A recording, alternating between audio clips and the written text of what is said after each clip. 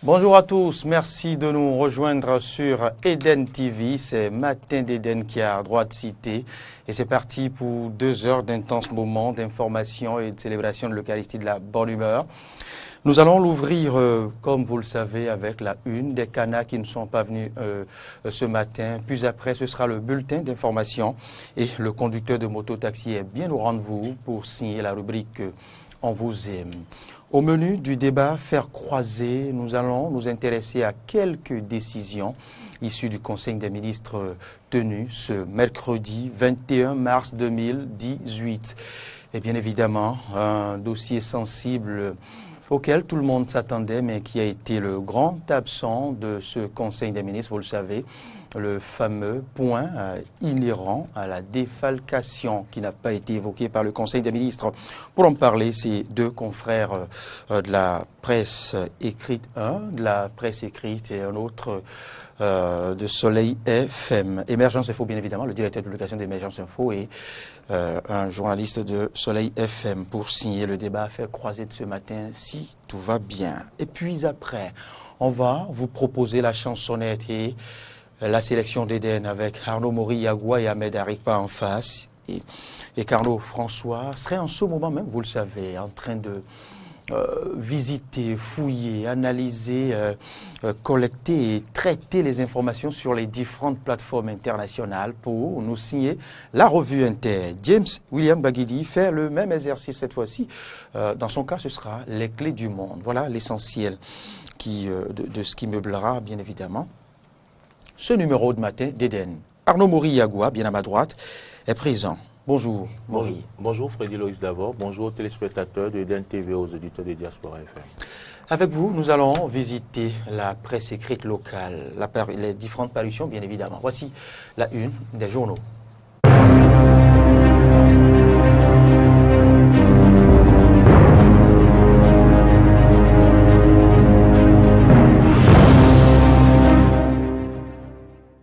Bienvenue donc à toutes et à tous à la une des journaux sur Matin d'Eden. Nous démarrons par Info Plus qui titre à sa une supposée salaire mirobolant des ministres.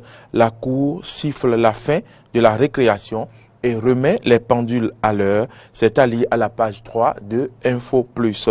Traque implacable des Gaïmans, la police républicaine décidée à pourchasser les chenapans. C'est allié à la une de Info Plus qui titre également Conseil des ministres, le gouvernement Talon poursuit les réformes à travers de grandes décisions.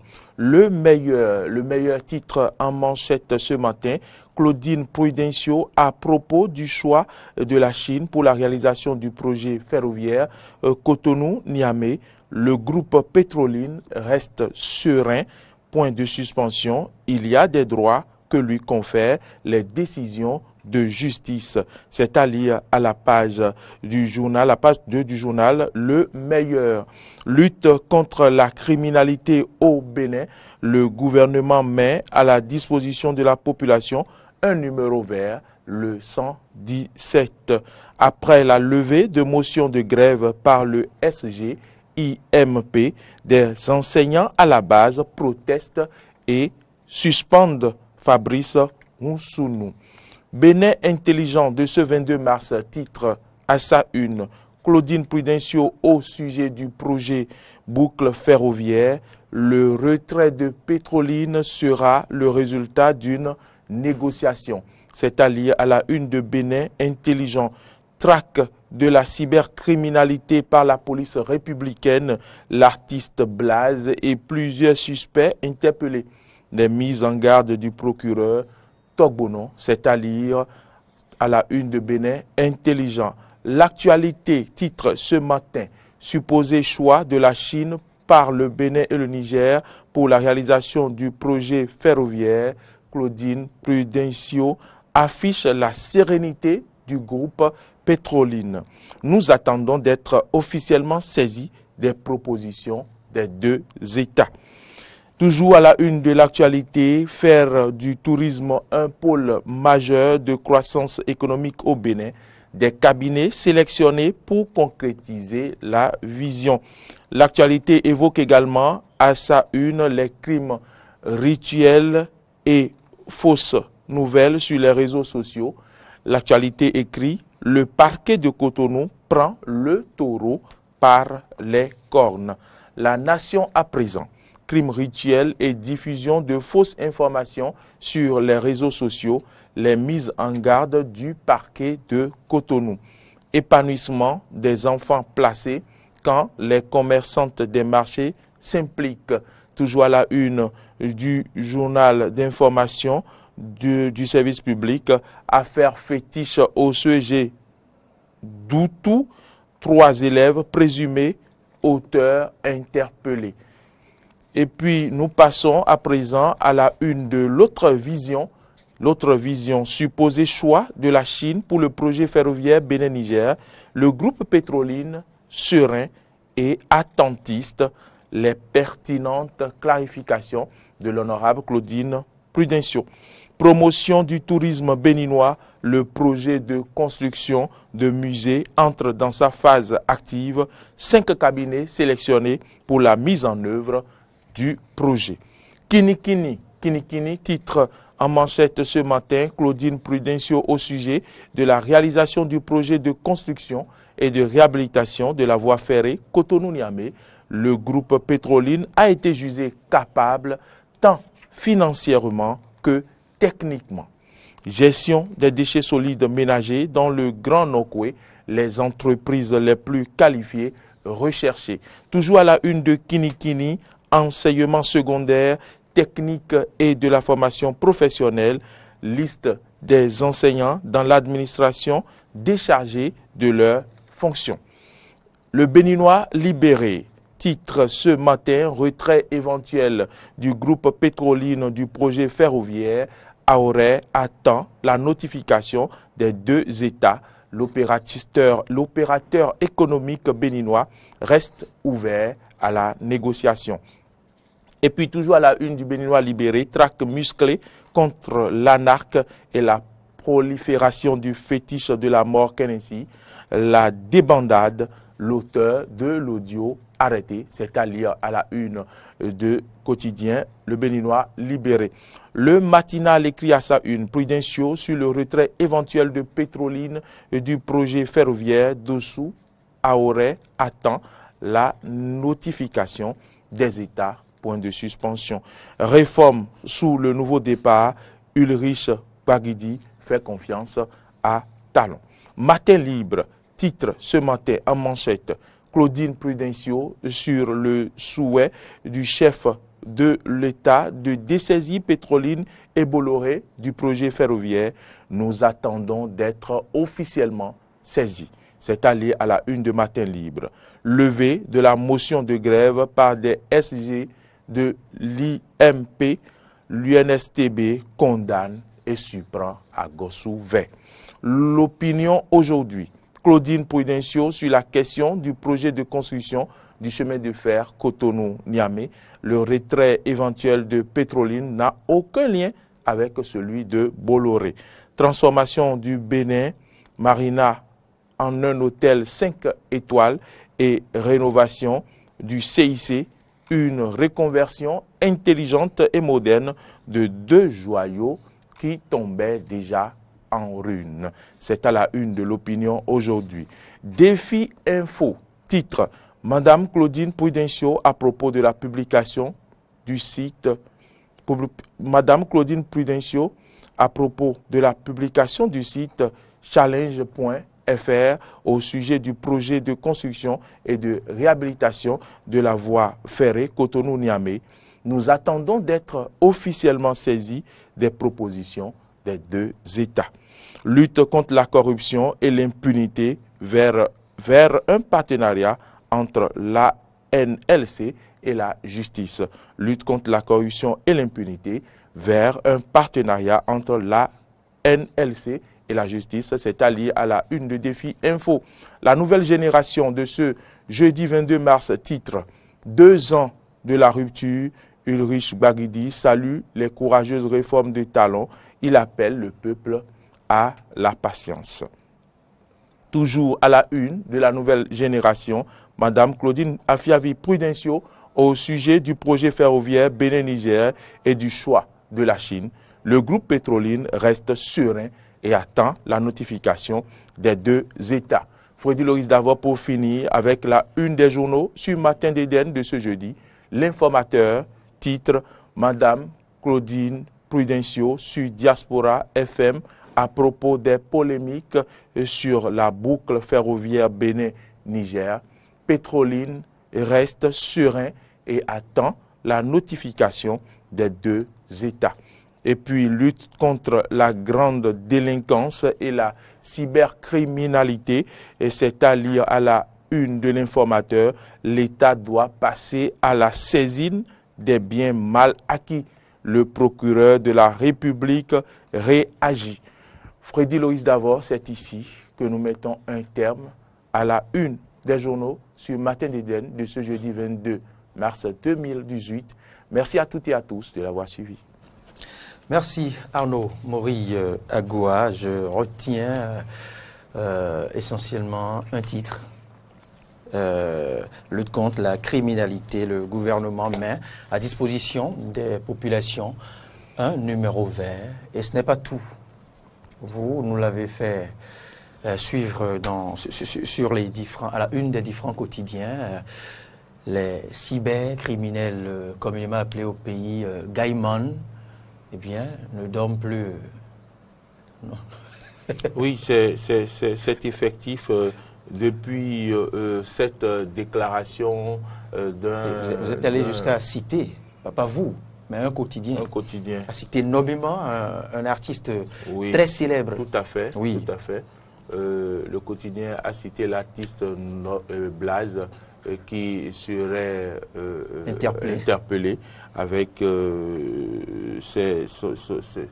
ses compères. Et donc, cette lutte contre la cybercriminalité, bien sûr, est déclenchée désormais dans notre pays et ouvertement suite à cette déclaration d'un certain Gaïman qui aurait préféré des menaces vraiment qui a affolé la population. Et donc, qui menace littéralement et population et gouvernement. Tout à fait. Donc je pense que désormais c'est parti. On a vu des photos circuler hier sur les réseaux sociaux qui montraient certaines encore que rien ne prouve que c'est celui qui a été interpellé. Je ne parle pas justement de celui-là, mais on a vu quand même un pick-up de la police avec des jeunes derrière. Vous connaissez la coiffure, ces genres de coiffure qui permettent de reconnaître ces individus-là qui opèrent comme Gaïman dans notre pays avec les tatouages et tout ça. Et donc, je pense quand même que il faudrait que la police républicaine aille jusqu'au bout. La population a le numéro vert cité par le journal Le Quotidien de ce jour, c'est bien sûr le 117. Et donc, pour signaler tout comportement suspect. Absolument, absolument, parce que la perte des petits-enfants à la sortie des écoles, dans les quartiers, dans les rues, s'accentue. On ne dit pas forcément que ce sont les Gaïman, mais quand même, lorsque un individu pareil vient proférer des menaces ouvertes, c'est à croire que ce sont eux qui sont les responsables. Et il fallait que mais dans l'audio, l'audio a été clair. L'audio a été clair que c'est bien sûr son club et que le club est menacé et qu'en représailles aux dispositions du gouvernement et des autorités à différents niveaux, eh bien, qu'ils vont déclencher différentes actions.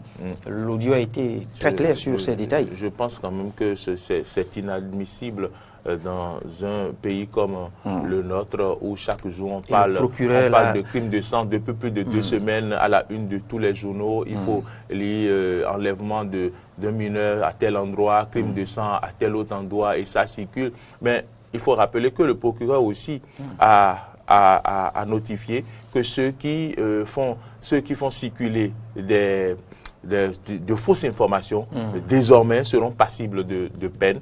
Donc, il faudrait faire attention. Ce n'est pas parce qu'on vous envoie rapidement une information que automatiquement vous balancez. Par exemple, quand on dit sur les réseaux sociaux, alors au lendemain de l'hommage rendu au professeur Félix Iroko, on dit que le professeur Félix Iroko a rendu l'âme. Et on commence par circuler. C'est des informations. Et sans vérifier, on publie. Voilà, quand ces informations parviennent sur votre portable, prenez quelques secondes et réfléchissez et essayez de voir si vous pouvez vérifier l'information avant de la balancer dans des groupes. Ce n'est pas normal. Ce n'est pas normal. Ce sont des comportements. Qu'on sache raison garder. Les groupes, les réseaux sociaux ne sont pas des réseaux de transfert de fausses informations.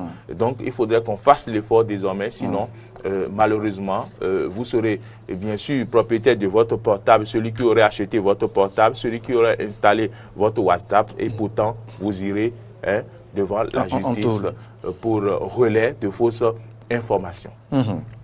Eh bien, donc, à bon entendeur, demi-mot, on rappelle encore le numéro vert. C'est bien sûr le 117 pour signaler tout comportement suspect. S'il y a des jeunes qui ne sortent jamais, mais qui conduisent de gros véhicules, qui ne font que fêter presque tous les week-ends, mais qui ne sortent, qui n'ont aucun boulot, eh bien, ça doit vous interpeller, ça doit vous inquiéter. Eh bien, appelez le numéro, le 117, et solliciter, passer l'information aux forces républicaines, et bien, et la suite, vous aurez la quiétude dans le quartier, vous aurez la paix dans la rue, vos enfants pourront s'amuser et revenir à la maison. Oui. En tout cas, il y a des mesures de sécurité aussi qui circulent. Il faudrait que les parents essaient de visualiser ces mesures de sécurité-là. Les parents peuvent avoir des mots de passe avec leurs enfants qui demeureront des mots de passe secrets. Et donc, si par hasard, on envoie un individu apparaître dans une école et dit que votre parent a dit de venir chercher tel enfant, l'enfant lui demandera les établissements refusent maintenant. L'enfant lui demandera le mot de passe, ou du moins papa ou maman ou la domestique reconnue. Et il y a des cartes qu'il faut aussi présenter. Voilà, le responsable lui demandera le mot de passe et s'il n'est pas capable de donner le mot de passe, il ne peut pas récupérer. Parce qu'il y en a qui se jouent les faux tontons, ils ramènent des véhicules pour kidnapper les enfants. Tout à fait. Et en pleine rue aussi. Donc il faudrait que les enfants aussi soient très attentifs. Ça peut être une personne. Il faut le leur rappeler tous les matins. Il faut le leur rappeler tous les matins. Soyez vigilants, les enfants. Quand l'enfant s'habille pour prendre des pas de la maison, il faut toujours lui rappeler les réflexes qu'il faille adopter. C'est ce qu'on fait. Oui. Quel que soit le tonton du quartier et qui demande à t'aider à rentrer, eh bien, tu refuses. Tu lui dis carrément que papa a refusé, maman a refusé. Ou à défaut, l'enfant n'a qu'à crier au secours et interpeller les citoyens proches. Voilà. Merci Arnaud Maury-Agua. C'est moi, Fodi Loïs. Bonne journée, on se retrouve tout à l'heure pour chanter. Tout à fait. N'est-ce pas? Tout à fait. Eh bien, voyons maintenant de quoi retourne l'actualité au Bénin et dans le reste du monde. Vous le savez, ce sera dans la première grande édition de l'actualité. À 13h00 pour le moment, on va vivre l'actualité au Bénin. Voici le bulletin d'information. Célébration ce 21 mars de la Journée internationale des forêts. C'est en 2012 que l'Assemblée générale des Nations unies a décidé de célébrer la forêt dans sa diversité, de faire prendre conscience de l'importance des différents types de forêts. Eh bien, c'est la commune d'Abomey-Calavi au Bénin qui a abrité la cérémonie officielle au menu, bien évidemment. Nettoyage et mise en terre des plants dans la ville en harmonie, bien évidemment, avec le thème retenu cette année. Le thème, je vous le cite, eh bien, forêt et villes durables, faisons de nos villes des lieux plus verts, et plus sains où il fait bon vivre. Suivons le reportage signé de Fréjus Séoulan, bien évidemment. C'est la commune d'Abomey-Calavi qui a abrité ce 21 mars 2018 le site national où s'est déroulé les cérémonies entrant dans le cadre de la célébration de la Journée internationale des forêts. Forêts et villes durables, faisons de nos villes des lieux plus verts et plus sains où il fait bon vivre. C'est le thème de cette édition que justifie le directeur général des eaux, forêts et chasses. C'est ici que se produit surtout les gaz à effet de serre, le dioxyde de carbone, qui constitue l'essentiel des gaz à effet de serre. Les arbres ont cette capacité de consommer donc le CO2 et de rejeter, disons, l'oxygène. Alors, si la ville va être durable, si les gens vont vivre durablement dans la ville, il faut bien qu'il y ait cet oxygène. C'est pour cela que dans les espaces, il est prévu que nous créons donc des poumons verts pour la séquestration du carbone. Encourager, voyez-vous, la communauté internationale, les populations, les élus locaux, d'accord, à réaliser à l'intérieur donc des villes, des forêts, des bois, des promenades. Le choix de la ville d'Abomey-Calavi n'est pas anodin. L'année dernière, nous avons si bien compris que nous avons travaillé avec vous pour pouvoir reboiser un certain nombre d'espaces libérés, notamment celui sur qui nous sommes, d'accord. Et également, nous avons reboisé d'autres espaces et des artères au niveau d'Abomey-Calavi. Et vous nous avez accompagnés, vous avez fait vraiment ce qui est de votre devoir pour que nous puissions vraiment réaliser ces plantations-là. Actuellement, nous avons réalisé ces plantations, mais il faut les entretenir. Et c'est pour ça que nous avons pensé que nous autres, notre manière de célébrer forêt et ville durable, c'est d'entretenir les espaces verts que nous avons réalisés l'année dernière avec vous. Des espaces verts devenus des tas d'ordures au cœur de la ville d'Abomey-Calavi et sans entretien. Le directeur des services techniques de la commune indexe les citoyens. Mais comme vous l'avez constaté, les populations transforment le site en dépotoir. Même si la mairie doit faire cet entretien, c'est sur leur fonds que la mairie le fait. C'est le principe de pollueur-payeur. C'est sur les impôts que eux et population payent que nous allons faire l'entretien. Et si la mairie ne dispose pas d'assez de fonds pour faire l'entretien, la mairie va procéder à l'augmentation des taxes et des impôts. Donc, qui payent finalement, ce sont les populations. Autant avoir le comportement de ne pas jeter pour que la mairie ne soit pas obligée de leur demander de payer de leur poche pour cet entretien. Quant au premier adjoint au maire de la ville d'Abomey-Calavi, il a pris des engagements pour un meilleur suivi des plans nouvellement mis en terre. Je voudrais vous témoigner notre reconnaissance pour le choix de notre commune et vous rassurer de ce que nous allons nous associer à l'inspection forestière de l'Atlantique et du littoral pour le suivi et la protection des plans mis en terre pour le bien-être de nos populations. Alors que le couvert forestier régresse, le directeur général des eaux, forêts et chasses a exhorté la mairie d'Abomey-Calavi à mieux s'organiser pour entretenir les arbres plantés sur tous les autres sites de la ville.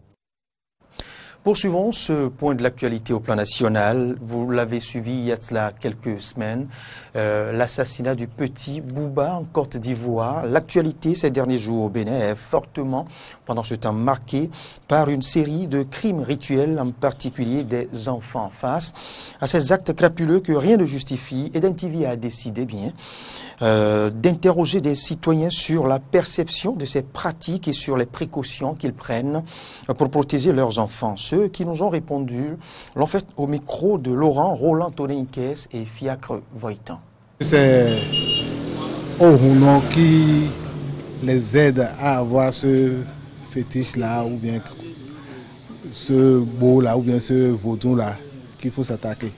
Parce que ce n'est pas au premier kidam qui arrive vers vous et qui demande l'impossible pour avoir de l'argent qu'il faut donner, dans les mains desquelles il faut mettre ce fétiche-là, sachant que ça aura des conséquences très néfastes par la suite. Les Rounon ont une très grande responsabilité dans cette affaire. C'est à eux qu'il faut s'attaquer. Les jeunes, je ne dirais pas qu'ils sont inconscients, mais ils ne mesurent pas toujours tout à fait la portée de ce qu'ils font. Donc pour moi, les parents, mais avant les Rounon. On sait que dans ce pays, il y a une association de vaudounos ou autres là. Il faut travailler dans ce sens. Les responsables de cette association doivent sensibiliser les adhérents. Doivent les sensibiliser. Et s'il le faut, frapper fort, déjà à leur sein. Vraiment, ça commence par faire peur. Parce qu'au début, c'était quelques-uns dans la ville. Mais actuellement, c'est comme une chose qui est à la mode. Et chaque fois, on entend qu'ils ont tué telle personne, ils ont recueilli son sang pour des rituels. Mais après mes enquêtes, j'ai constaté que c'est des jeunes en quête d'argent facile. Et ceux qui ne veulent rien faire pour trouver de l'argent, c'est les jeunes communément appelés les gaïmans, qui sont en train de faire ces mauvaises pratiques-là. Mais moi, je crois que si le gouvernement veut finir avec ce problème-là, une journée seulement suffit. Il suffit d'appeler les grands prêtres traditionnels, les Bokono, les Vaudouans en général, pour leur demander qu'est-ce qu'il faut faire par rapport à cette affaire-là. Un. Et de deux, il y a des gens qu'on a entendus sur la radio qui donnent ces fétiches-là, qui boivent du sang humain. Ils peuvent directement les appeler, bien les interpeller pour leur demander mais qu'est-ce qui se passe dans le pays? Est-ce qu'il faut ça pour qu'on puisse vivre dans le pays? Est-ce qu'il faut ça pour gagner de l'argent? Donc, si parle avec ces gens-là, je crois bien que ça va s'arrêter. Ou bien même mener des enquêtes sur des jeunes qui ont ces fétiches-là chez eux et les arrêter. S'ils ne commencent pas les punir, je crois bien que ça va vite s'arrêter.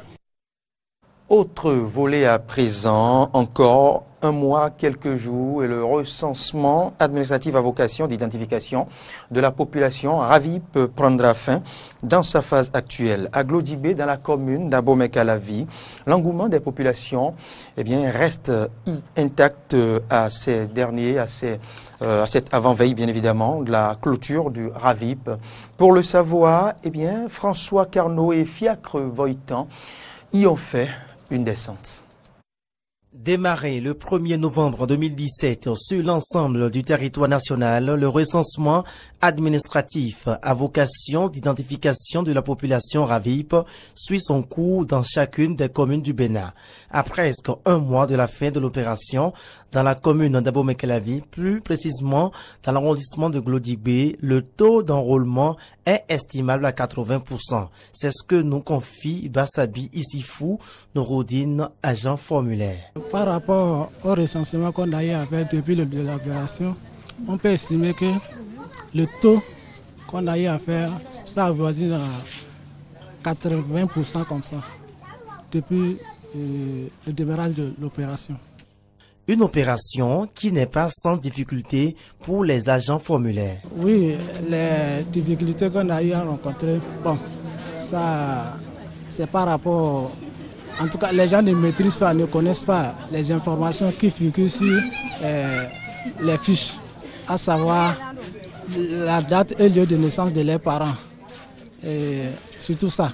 Des fois, les gens viennent ici pour nous influencer par rapport à leurs titres, pour dire qu'ils aussi sont des intellectuels, croyant que et ils ne savent pas que nous aussi, nous sommes des intellectuels. Donc... Contrairement à certains endroits où il y a d'affluence, ici, selon les personnes rencontrées sur place, l'enrôlement ne dure pas. Dame Angélique Yayi et Paul Ronconon témoignent. C'est bon. Ça ne dure même pas. Parce que ce matin, moi, je suis venue à 6 h pour m'inscrire les noms et les enfants. Et maintenant, à l'heure là, je suis déjà fini. C'est pas compliqué. Sortez très massivement et c'est bon. Les Béninois n'aiment pas sortir à temps. C'est à la dernière minute qu'ils ont préféré sortir. C'est pourquoi à des endroits donnés, il y a du monde. Sinon, que hier, j'étais déjà à Cotonou, je voulais faire ça là-bas, mais j'ai vu qu'il y avait trop d'affluence. J'étais obligé de replier. Voilà qu'il ne resterait qu'un mois pour la suite du RAVIP. Les populations auront-elles un probable prolongement? L'agent formulaire Bassabi Issifou Nouroudine répond. Bon, pour le moment, nous n'avons pas l'habilité à dire cela. Mais bon, les gens estiment qu'ils peuvent prolonger. Mais pour le moment, nous, les agents formulaires, on ne peut pas infirmer ou bien confirmer s'il y a un probable prolongement. Sinon, pour le moment, notre mission prend fin le fin avril. En entendant la fin de l'opération en avril, il est important de rappeler que le recensement administratif à vocation d'identification de la population est une opération de recensement massif et initial de la population en vue de réaliser au plus vite l'identification des personnes physiques en République du Bénin. Merci à vous, Carlo François. Avant de mettre un terme à ce bulletin d'information, nous allons remonter au 20 mars 2018. C'est la journée internationale sans viande. Pour mieux comprendre l'importance d'une telle privation, que dis-je, de cette célébration, eh bien, une équipe de la rédaction de Eden TV s'est rapprochée d'un nutritionniste diététicien. Il annonce Serge Patrick Zinvoido. Il répond au micro de Antoinette Sagbo et de Fiacre Voitan. Mardi 20 mars 2018, c'est ce jour qui a été retenu par le ministère de la Justice et de la Législation pour célébrer la Journée internationale de la femme. Célébrée chaque 20 mars depuis 1985, la Journée internationale sans viande a une origine américaine. L'objectif est de lutter pour le respect des animaux, la préservation des écosystèmes et l'amélioration de la santé humaine. Quel intérêt les diététiciens accordent-ils à cette journée sans viande? Vous savez, la viande, en tant que diététicien, nous on n'accepte pas trop la viande parce que après 40 ans, il est vrai que chez les enfants, c'est une protéine. L'enfant a besoin de ça pour la solidification des os, le calcium, tout ce qu'il faut. Mais après 40 ans, pour éviter les problèmes d'articulation, d'arthrose à 50 ans, 60 ans, il faut commencer par se délibérer des viandes. Alors que la journée sans viande, c'est une bonne journée que moi j'apprécie. Il faut commencer à prendre la conscience de ne plus consommer trop de viande parce que les viandes nous provoquent des toxines. Et trop de toxines dans l'organisme, on est exposé à des maladies d'articulation. Donc il faut éviter la consommation excessive de la viande. Quel type de viande faut-il alors consommer? Le diététicien donne quelques consignes. La viande blanche est bonne, il faut en consommer. Et c'est surtout le poulet que nous attaquons, le poulet, la pintade. Mais en tant que diète, moi je pouvais conseiller simplement de prendre la viande blanche, mais en portion, accompagnée d'une bonne cuisson. Cuisson à la grillade, mais cuisson au poêle. Seulement à midi, accompagné beaucoup de légumes. Mais la viande du porc, la viande de bœuf, la viande de je ne sais quoi, attention à ces viandes. C'est des viandes qui provoquent surtout des toxines dans l'organisme. On peut transformer la consommation de viande en consommation du poisson. Je pense que vous n'aurez pas ce genre de problème. Et il faut toujours se maintenir en pleine forme pour savoir manger. Pour adopter un mode de vie sans viande, les végétariens et végétaliens proposent des alternatives. Quelle différence y a-t-il entre les deux termes? Un végétalien, c'est quelqu'un qui est en contact plus avec la nature, plus avec les légumes. Et là, ce monsieur qui est un végétalien, il est plus protégé parce qu'il consomme rien que des minéraux. Il nourrit le corps et l'âme. Il nourrit le corps et l'âme. Même végétarien, il nourrit seulement le corps pour son métier, pour sa forme. Parce qu'il est avec la viande de soja. Et il y a la monotonie chez les végétariens. Parce que eux, leur spécialité, c'est la viande de soja. Alors que la viande de soja, ça, toujours quand tu en consommes, tu vas t'exposer à la vitaminose. La journée sans viande, c'est également l'occasion pour les consommateurs de découvrir des plats succulents pour le maintien de leur santé. C'était là une très belle leçon de diététique, de nutrition, mais au-delà, ce reportage a pu provoquer nos papilles gustatives de par les différents plats proposés à travers les images. C'est tout pour ce bulletin d'information. Le conducteur de moto-taxi est résolument bien installé pour signer la rubrique « On vous aime » que je vous invite à suivre.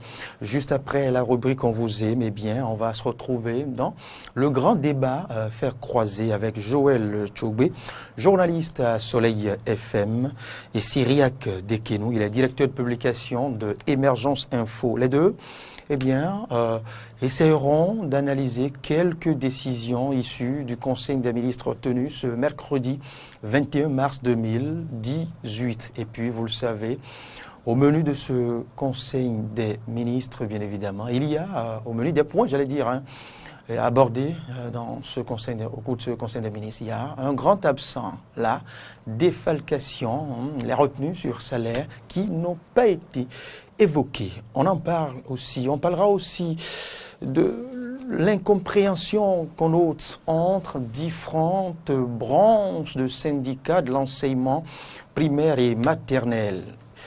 Voici, on vous aime. Maintenant, il y a là, il y en a eu, mais il y a assis. Tout le y a assis maintenant. On m'appelle Djossou Toussaint. Djossou Toussaint. Ça fait un peu longtemps, bientôt 15 ans. C'est trop dans ce pays. C'est parce que les enseignants veulent encore.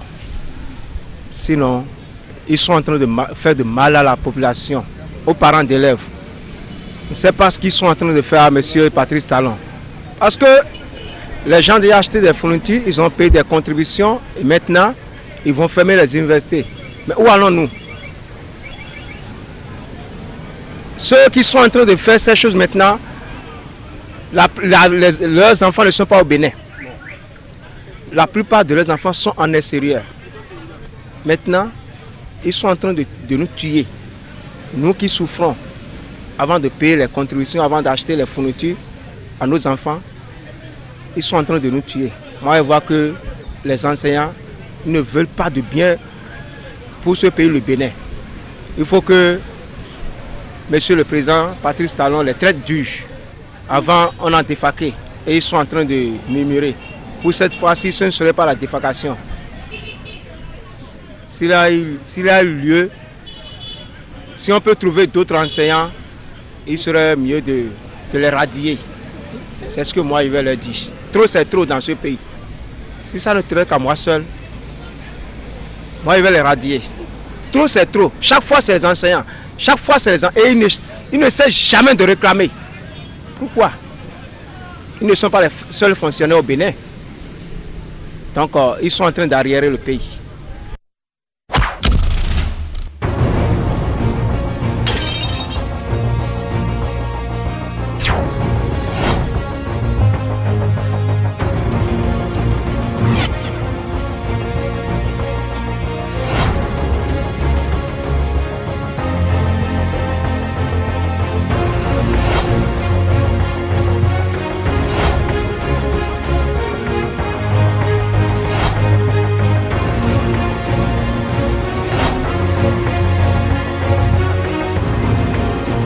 Le service commercial de Diaspora FM et Eden TV au 62 79 32 32. Eden TV, Diaspora FM, le bonheur d'être à vous. Communiquer, appeler et obtenir facilement les informations sur le RAVIP.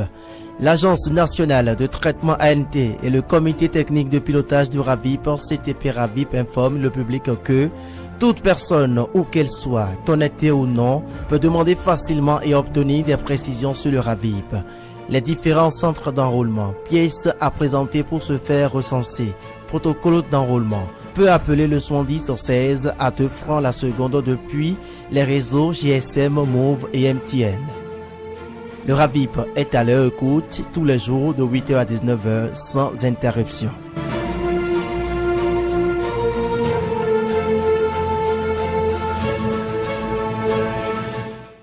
Maman, on est là.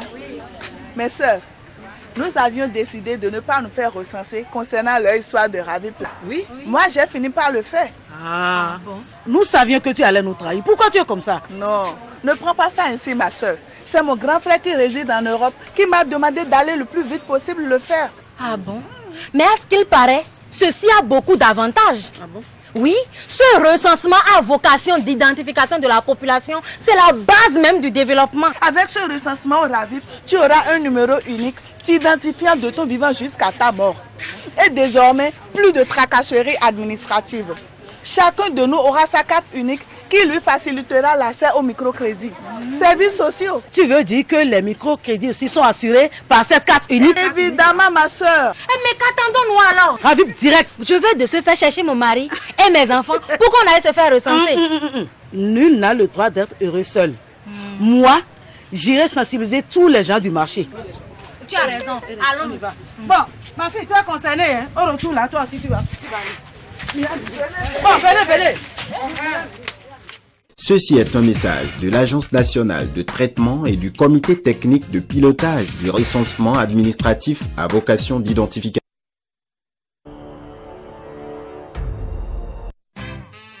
Amoureux du jazz, découvrez les différents styles jazz, faites connaissance avec les meilleurs et célèbres jazzmen et les groupes qui ont laissé leurs empreintes dans l'histoire du jazz. Les grands noms du jazz vous donnent rendez-vous sur Eden TV dans Jazz Time, tous les dimanches à partir de 17h30. En rediffusion, vendredi 22h.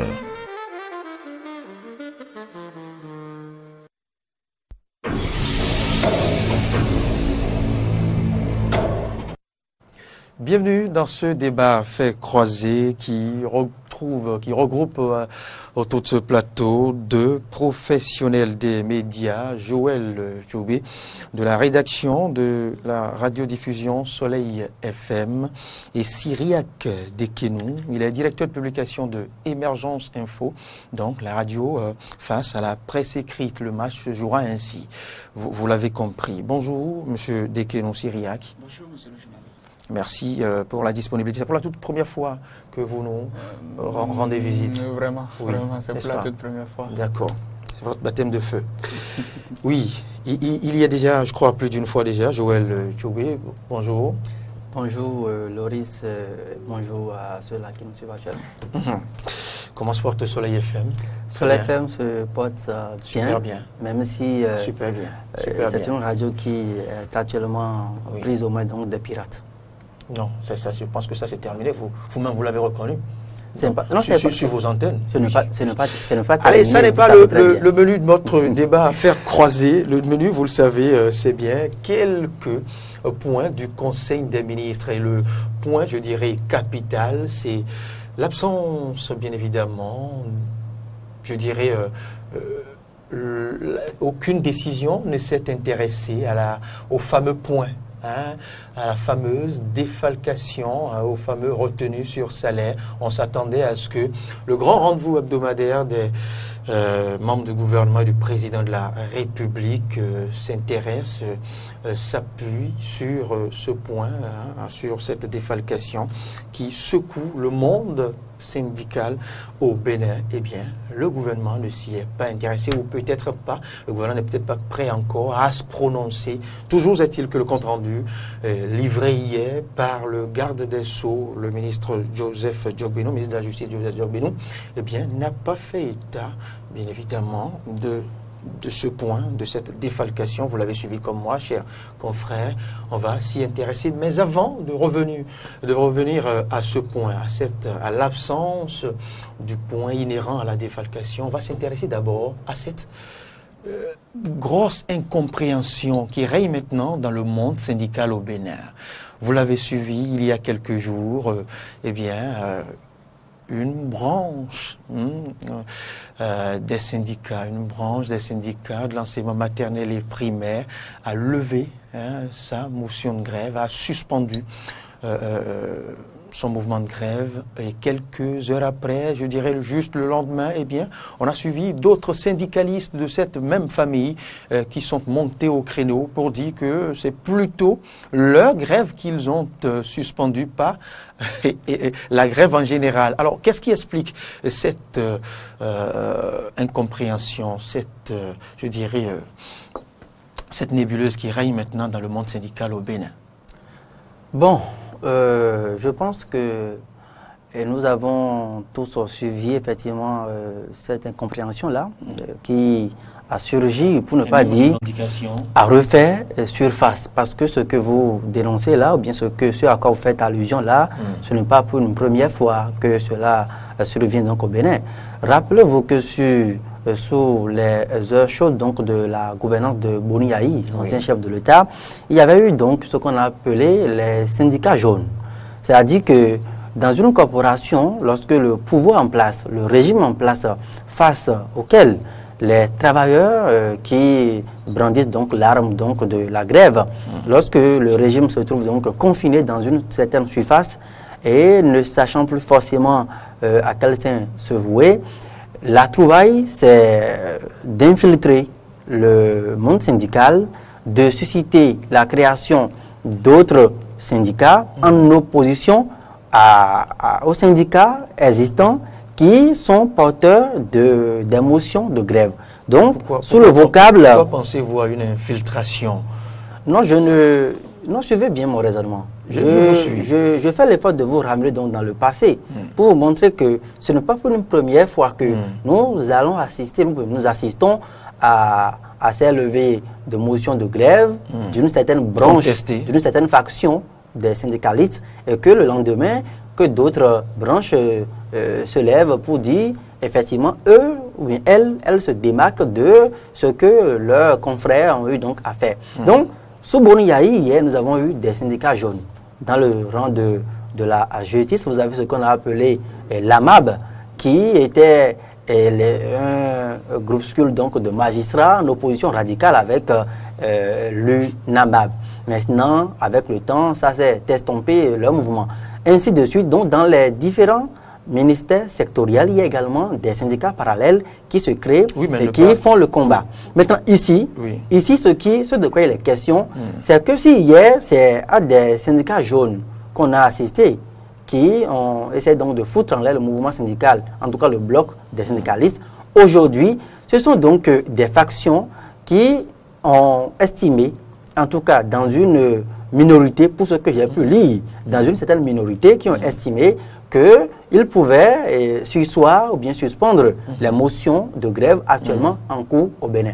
Maintenant, dans la tradition syndicale, et c'est là où il faut commencer par se poser la question, dans la tradition syndicale, est-ce que la démarche conciliante, la démarche de conciliabule, la démarche donc de regroupement, de discussion, d'assemblée générale, est-ce que cette démarche-là a été observée par les responsables syndicaux qui ont cru devoir lever la motion de grève? À la question de savoir si oui, la réponse a été non catégoriquement, dans une large mesure avec les travailleurs. Je vous emmènerai directement dans le monde universitaire, où nous avons eu au cours de la semaine ce syndicat qui répond au nom des enseignants-chercheurs et chercheurs donc des universités publiques du Bénin, qui, avec son secrétaire général, a notifié au ministre de tutelle, Odile Atanassor, que son organisation, par convenance personnelle.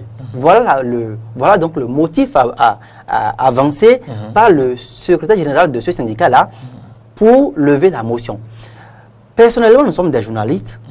De mémoire d'homme, je n'ai pas encore souvenance qu'on puisse aller en grève, que les textes autorisent un syndicat à aller en grève par convenance personnelle. Et pour revenir lever la même motion pour des raisons de convenance personnelle. Et vous avez vu que la réplique ne s'est pas fait attendre le lendemain, ou bien 3 jours seulement après, il y a le bloc des enseignants des universités publiques du Bénin qui continue donc, qui ont, à travers un communiqué, notifié que la grève était toujours en cours et que, effectivement, celui qui avait notifié la levée de la motion était dans d'autres calculs. Même chose pour l'intersyndicale des enseignements maternels et primaires, où il y a les responsables de ce corps syndical-là qui ont notifié qu'ils voulaient donc reprendre le travail. Mais le constat qui a été fait sur le terrain, c'est que les enseignants, dans une large mesure, un grand éventail d'enseignants, ils ont continué donc par observer les mouvements de débrayage parce que ne se reconnaissant pas forcément à travers ce que les responsables syndicaux ont eu à faire. Et donc la grosse question, pour chuter sur la question, la grosse question qu'il faut commencer par se poser, si nous sommes responsables syndicaux et que nous avons donc une troupe à gérer et que nous répondons, nous portons la voix de la masse et que nous en arrivions donc à prendre des décisions qui ne sont pas suivies à la base ou bien qui drainent seulement une minuscule donc ou bien un petit groupe de personnes, il faut se poser la question de savoir si nous avons toujours la légitimité. Est-ce que nous avons donc mûri l'action que nous avons posée? Ça pose, à mon sens, un problème d'efficacité, un problème de raisonnement, un problème d'efficience. Cyriaque de Kénou. Moi, je tiens plutôt à revenir quand même sur ce commentaire qui pointe un doigt accusateur sur le gouvernement, et puisque mon confrère parlait tout à l'heure de stratégie d'infiltration. Oui. Mais je ne crois pas forcément que nous en sommes là pour le moment. Pourquoi je le dis? Parce que là, on se retrouve dans un contexte où il faut reconnaître qu'ils sont allés en grève ensemble. Il y a eu des revendications. Et si vous observez très bien la manière dont cette grève a été conduite, c'est qu'au début, les revendications, au début, dans le chapitre des revendications, on pouvait noter la libération de Laurent Métognon, la libération et le rétablissement du capitaine Tréco et bien d'autres choses. Et notamment également, l'une des raisons fondamentales quand même qui a poussé les différentes organisations syndicales à aller en grève, c'est cette stratégie de retrait de droit de grève. Mais on a vu que la Cour, elle a cassé. Quand la Cour a cassé, quelle a été la suite? La suite, c'est que les motions de grève changeaient. Les motions de grève changeaient. On assistait quotidiennement à une modification des motions de grève. Moi, je crois qu'arrivé à un certain moment donné, et lorsque le gouvernement les a appelés, le gouvernement a pris la peine d'écouter les uns et les autres. Le gouvernement a dit, OK, faisons ci, faisons ça. Et en ce qui concerne le statut particulier, le statut particulier, il y a 6 points qui ont été satisfaits. 6 points, 6 arrêtés.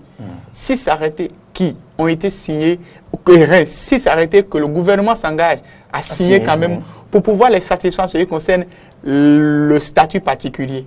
Et lorsque vous faites quand même, disons, tout cela, et que vous voyez que d'ici quelques semaines, nous courons le risque de voir l'année académique 2017-2018 être déclarée année blanche, je crois quand même que quel que soit l'engagement syndical que l'on a, et lorsque l'on revient sur soi-même et qu'on se dit, ah, nous sommes également aussi des parents d'élèves, qu'il y a lieu quand même, disons, de pouvoir revenir un peu en arrière. Et je le dis, puisque le fait pour les organisations syndicales, pour certaines organisations syndicales, de lever leur motion de grève, ne veut pas dire, ce n'est pas une capitulation. Non, non, non, ce n'est pas une capitulation, ce n'est pas qu'ils ont été instrumentalisés ou bien qu'il s'agit là quand même, disons, d'une démonstration d'infiltration des organisations syndicales par le gouvernement. Non. Mais il s'agit là de pouvoir agir pour pouvoir sauver les meubles. Sauver cette année qui court vers le carreau.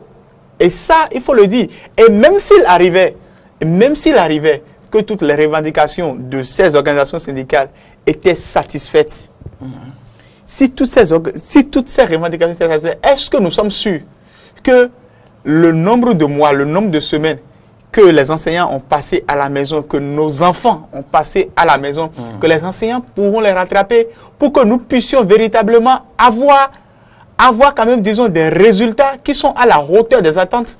Je ne crois pas. Donc, le fait que certaines organisations syndicales en arrivent à se désolidariser, cela va dans la droite ligne. Cela va dans la droite ligne de l'aspiration du peuple, parce que lorsque vous écoutez les uns et les autres... Cela dénote du sens de patriotisme. Cela dénote du sens de patriotisme. Et lorsque vous demandez quelque chose à votre père, et que peut-être que vous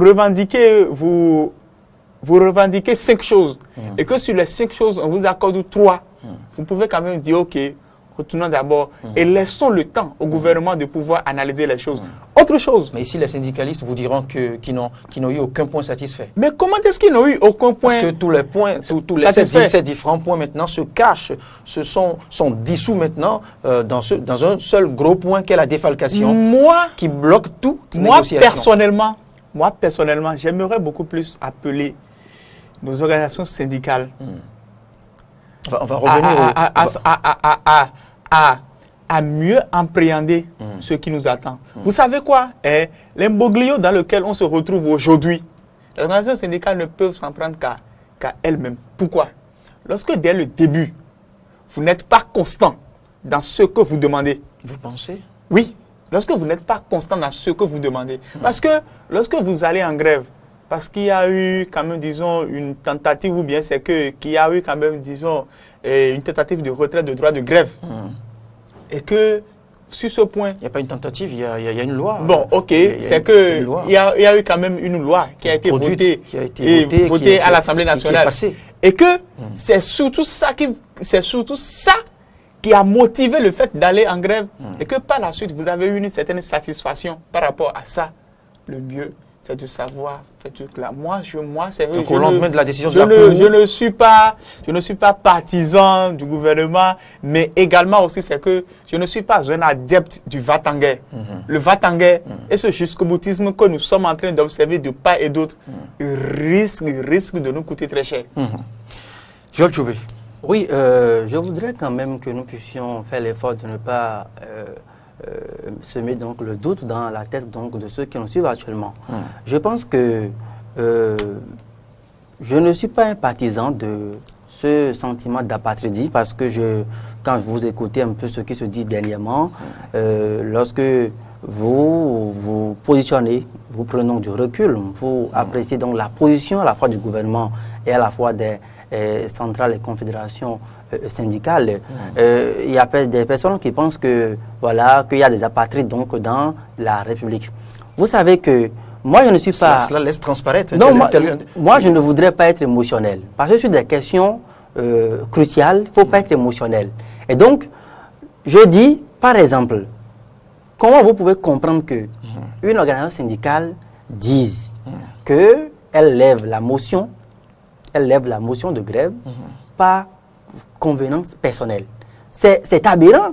Il faut commencer, il faut oser le dire, c'est aberrant. Et donc pour moi, je pense que à la fois, nous devons travailler à réfléchir à la manière dont nous faisons donc les luttes. C'est là parce que nous appelons au sens de patriotisme d'une certaine organisation syndicale qui aujourd'hui serait en train de lever leur motion, qu'il faut compromettre également le respect qu'on doit avouer au mouvement syndical. On a vu, et j'ai commencé par parler tout à l'heure donc de tradition syndicale. Moi, je ne suis pas pour, lorsque on estime qu'il faut jeter en pâture les syndicalistes. Je ne suis pas également pour, lorsque il y a certaines personnes qui pensent que le gouvernement ne fait rien. Mais la démarche essentielle aujourd'hui, vous avez parlé de défalcation, et c'est là que je voudrais profiter pour dire que... On va y venir. Je dis que les syndicalistes n'ont pas été inconstants dans leur démarche, parce que lorsque mon cher confrère parlait tout à l'heure donc de plateformes revendicatives qui oscillaient à tout moment, ce n'est pas vrai, ce n'est pas du tout vrai. Prenez dès le départ la plateforme qui a été brandie au départ. Les personnes sont allées en grève. Au départ, c'était cette loi de retraite grève. Non. Il faut remarquer qu'il y avait déjà des mouvements de protestation et de grève qui avaient déjà eu cours. Le gouvernement a rencontré les syndicalistes. Ils ont su soir avec un moratoire à l'appui. Et pendant que le moratoire avait encore cours, le Parlement vote une loi pour retirer donc le droit de grève. Je vous en prie, je vous ai écouté. Le Parlement vote une loi, retire le droit de grève. La Cour vient pour casser. Maintenant, quand la Cour casse, ça voudra dire que quoi? Les centrales... Normalement, ça devait modérer quelque peu les ardeurs. Je vous en prie. Ça devait modérer quelque peu les ardeurs. C'est pourquoi les gens s'étaient allés en grève. Cyriaque Dekeno. C'est pourquoi les gens s'étaient allés en grève. C'était pour des raisons de statut particulier. Et aujourd'hui, le gouvernement, pour ce que j'ai pu lire, a fait l'effort de nous dire que sur les 8 ou bien les 9 arrêtés que les centrales demandent aujourd'hui, qu'ils seraient donc prêts à concéder 6 arrêtés avec une incidence financière d'1 milliard par an. Maintenant, les organisations syndicales disent, elles plutôt disent que oui, que c'est du saupoudrage. Maintenant, quand c'est comme ça, et que nous avons également constaté que les centrales ont demandé que le gouvernement puisse ne pas faire donc des retenues sur salaire pour permettre donc les négociations.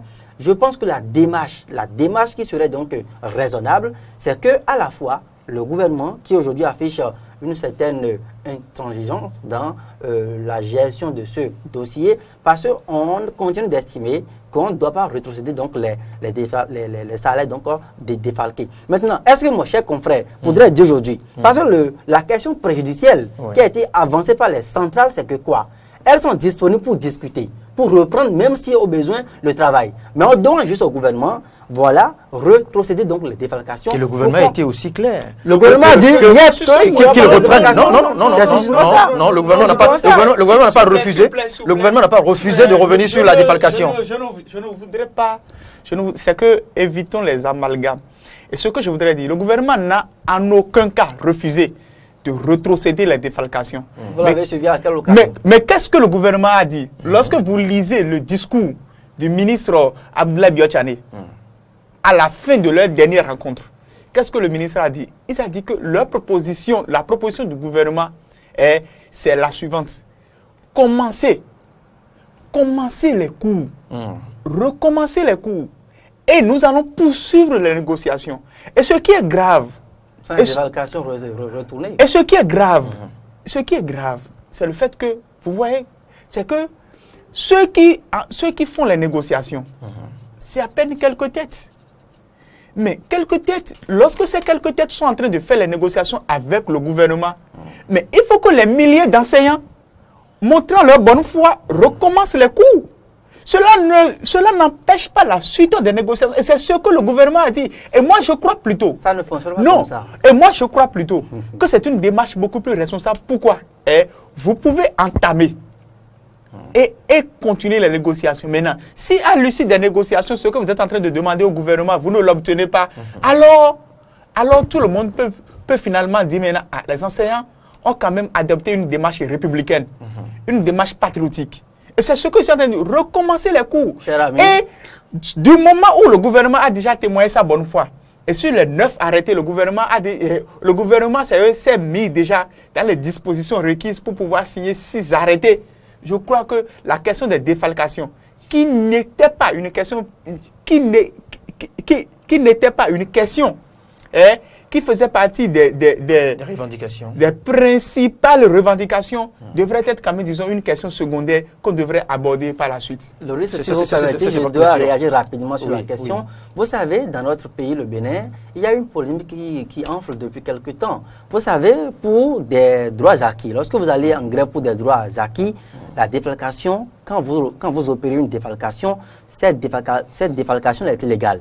Au moment où le gouvernement qualifie la grève des centrales et confédérations syndicales donc, de grève illégale, parce que c'est là tout le problème. Le gouvernement dit que la grève est illégale et opère des défalcations.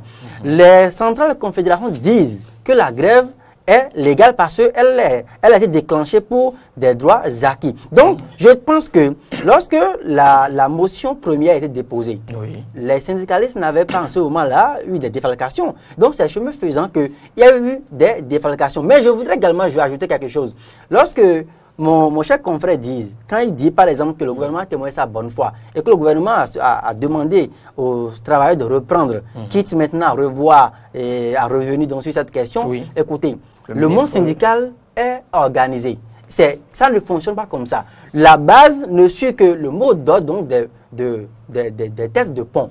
Maintenant, lorsque vous avez un gouvernement qui dit que les travailleurs n'ont qu'à faire attention pour ne pas se mettre en situation d'abandon de poste et que à la limite même, nous serions donc à la lisière d'une radiation des travailleurs qui ne se seraient donc pas rendus au service. Lorsque vous avez la démarche, ces discours-là de l'exécutif, ce ne sont pas donc des discours, qui sont de nature à rassurer donc les travailleurs. Donc, conséquence, c'est un problème qu'il faut essayer de régler au cas par cas au lieu de jeter en pâture des organisations. Suivons d'abord Joël. Je pense qu'aujourd'hui, moi je demanderais donc que le sacrifice soit fait de part et d'autre.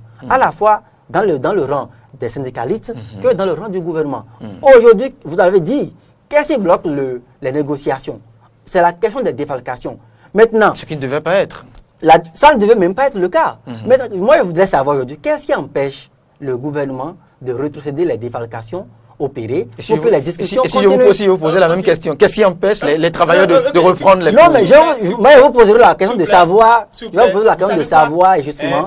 J'aimerais beaucoup plus revenir sur un point. Nous sommes dans une situation de négociation. On a presque fini avec ce point parce qu'il y a le gros point absent au menu du Conseil des ministres. C'est au fait quand on se... Allons-y, mais c'est que je crois qu'il est un peu en avance sur moi en matière de temps de parole. Non, c'est moi qui gère le temps de parole. C'est moi qui gère le temps de parole.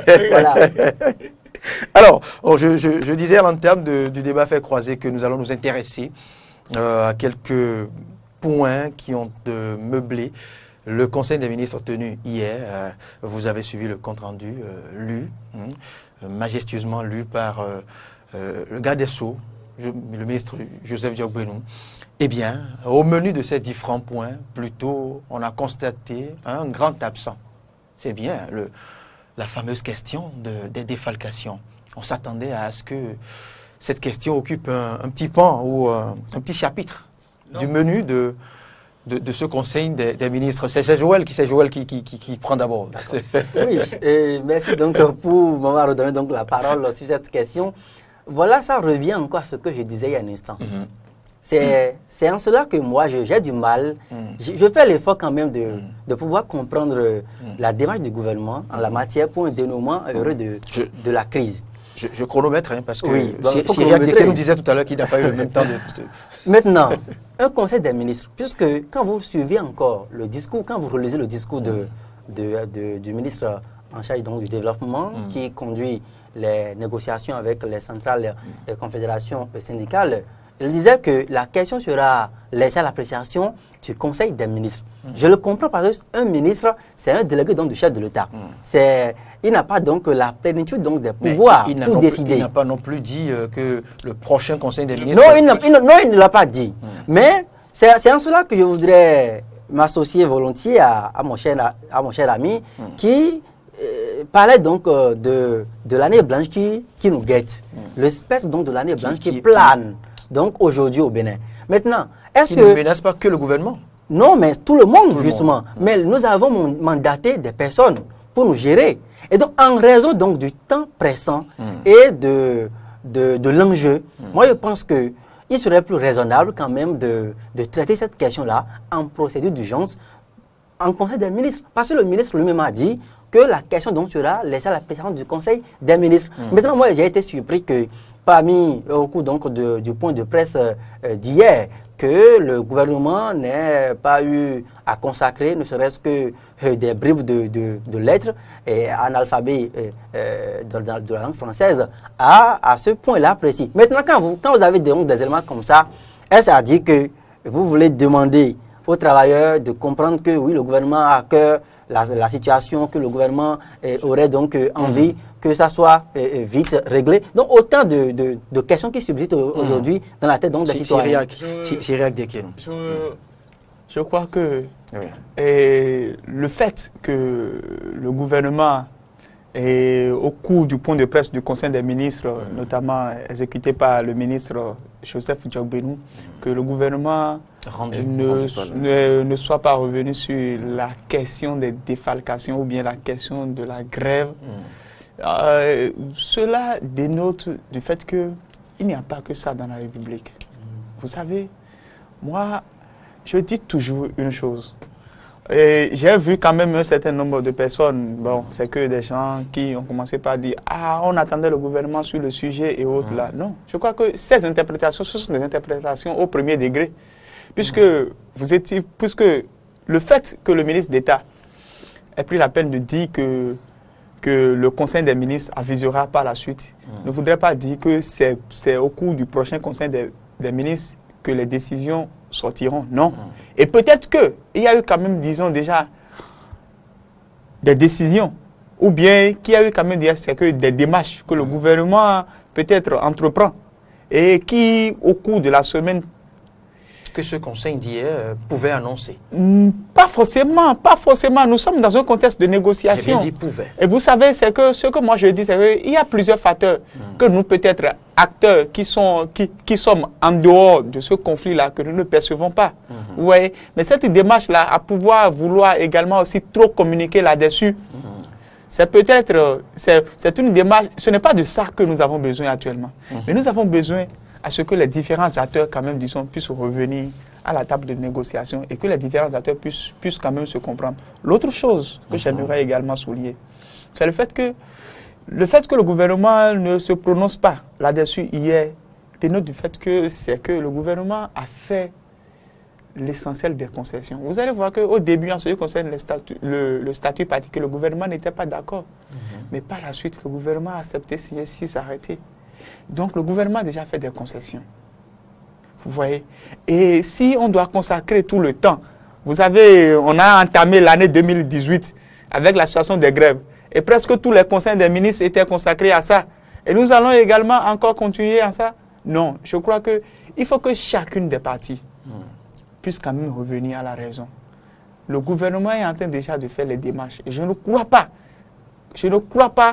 que les membres du gouvernement, hier, peut-être lorsqu'ils se sont vus, n'ont pas pris à cœur cette question-là. Non, je ne crois pas. Le fait que cela ne soit pas abordé au cours du point de presse, ne voudrait pas dire que le gouvernement n'a pas eu à échanger. Une chose est que vous et moi, nous n'y étions pas. Nous n'y étions pas. Nous, ça, Ça, sur ce point, vous avez parfaitement raison. Mais je crois que, franchement, nous tendons vers le chaos.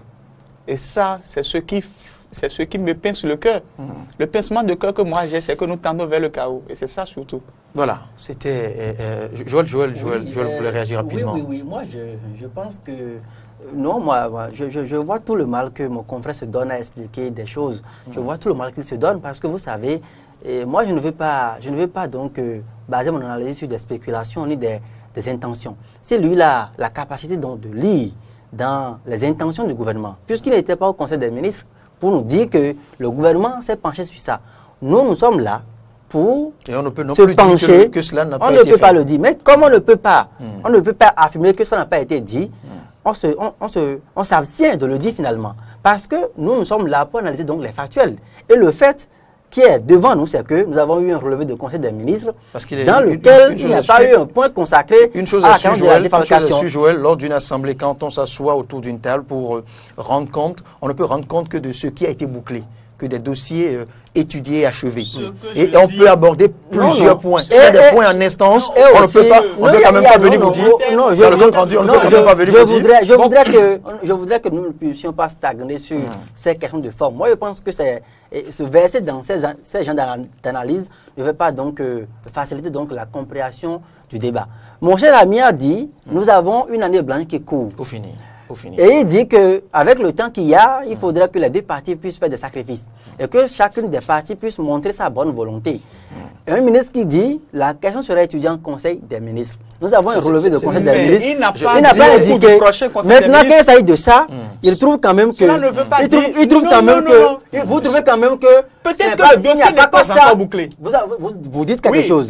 Vous dites qu'il n'y a pas que ça dans la République. Il y a d'autres dossiers également aussi qui sont des dossiers urgents. Et c'est ce que mais le dossier le dossier donc qui est lié à l'année blanche n'est pas un dossier donc d'importance majeure qui puisse nécéssiter la promptitude du gouvernement. Donc finalement, c'est pourquoi moi je dis, moi je ne veux pas aller dans les intentions du gouvernement. Je vois tout le mal que vous donnez pour expliquer des choses. Joël Choubé, on a fini. Sur ce terrain-là. Oui, Joël Choubé, merci. Merci Syriac Dekele. Je rappelle que vous êtes directeur de publication de Émergence Info. On va poursuivre le débat, rassurez-vous. Okay. On va poursuivre le débat ici comme à la radio et ailleurs et dans les couloirs aussi. C'était l'incompréhension qui reste au sein de la famille des syndicats, que ce soit au primaire, dans le secondaire, qu'au niveau des syndicats du supérieur. Et puis après, nous sommes intéressés à ce point absent au menu du Conseil des ministres tenu ce mercredi 21 mars 2018. C'était le débat fait croiser. On poursuit. On continue de dérouler le point normal, le cours normal, j'allais dire, de votre émission Matin d'Éden.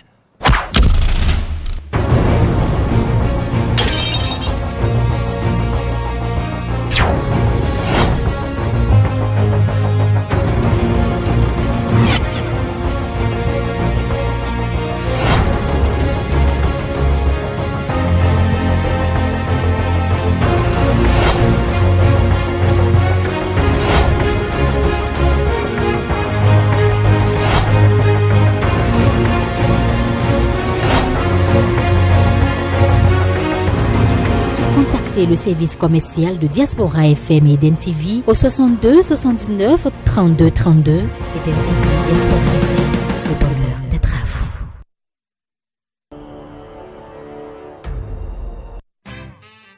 Amoureux du jazz, découvrez les différents styles jazz, faites connaissance avec les meilleurs et célèbres jazzmen et les groupes qui ont laissé leurs empreintes dans l'histoire du jazz. Les grands noms du jazz vous donnent rendez-vous sur Eden TV dans Jazz Time, tous les dimanches à partir de 17h30. En rediffusion, vendredi 22h.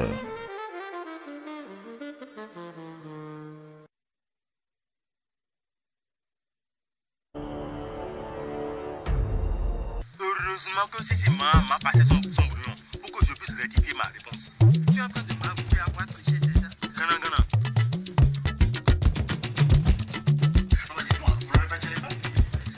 Mais quand même, deux frères, Pierre, oui, mon frère. Yo,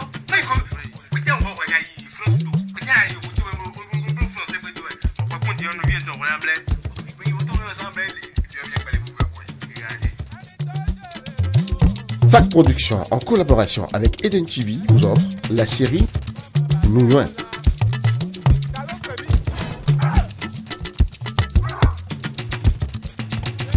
Du lundi au vendredi à 12h45 et à 19h45.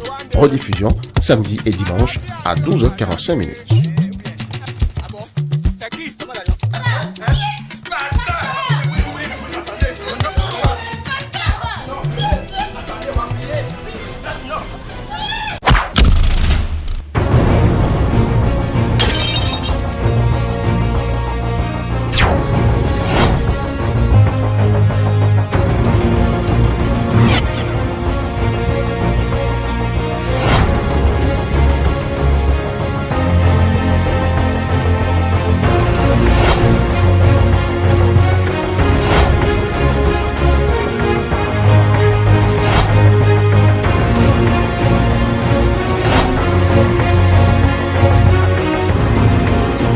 Le service commercial de Diaspora FM et Eden TV au 62 79 32 32. Eden TV, Diaspora FM, le bonheur d'être à vous.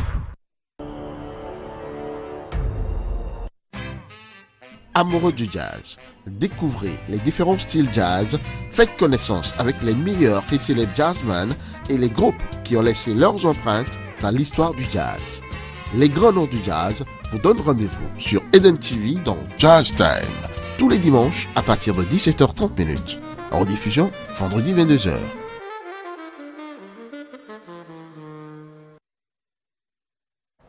Et oui, nous sommes maintenant ensemble pour la suite de Matin d'Eden. Arnaud Mori-Agoua, bien installé à ma droite. Arnaud, bienvenue à nouveau. Merci, Freddy Loris d'abord. La chansonnette maintenant. Oui, la chansonnette, nous irons du côté de Bopa.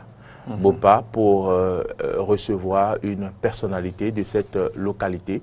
Je voudrais nommer le maire de Bopa lui-même en personne, oui. Frédéric Kouessi, Dandé Véron. C'est lui qui a poussé la chansonnette. Merci de le recevoir chez vous.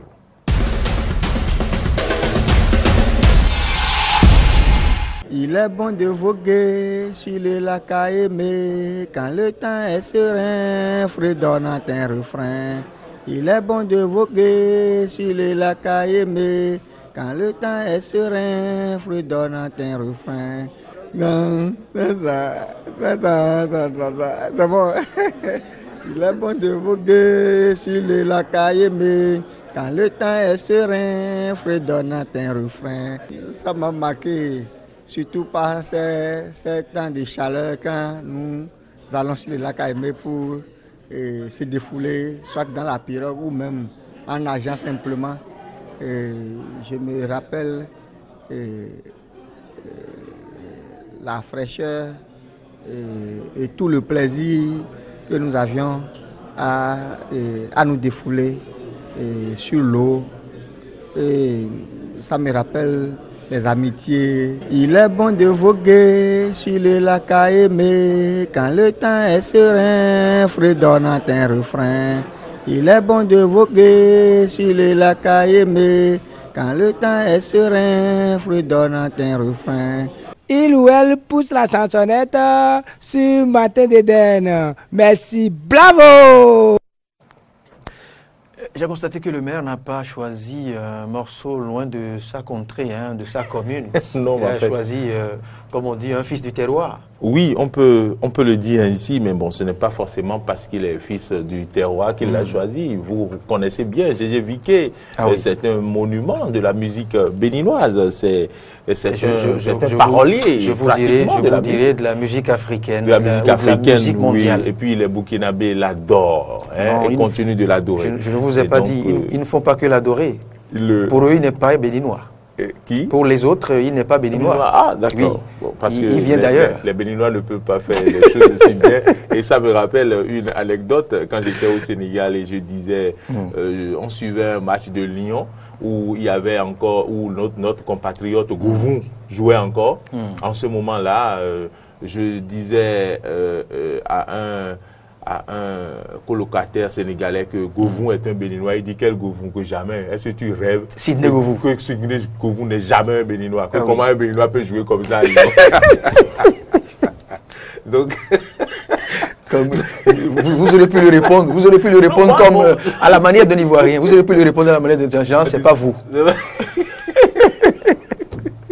Donc, il faut reconnaître que Gégé Viquet est bien béninois. Ah, oui. Un béninois peut bien sûr chanter comme cela. Et d'ailleurs, les Béninois continuent de faire beaucoup de prouesses dans ce domaine. Et puisque l'artiste comme les immortels en France restent les seuls rares personnages à ne jamais pouvoir mourir, eh bien, il est parti, mais il reste. Il reste, et il restera toujours le premier directeur général de la Loterie nationale du Bénin. Un clin d'œil à la Loterie nationale du Bénin. Ah oui, et un clin d'œil aussi à son actuel manager. Tout à fait. Vous connaissez de qui il est question? Oui. Gaston Zossou, Zogang.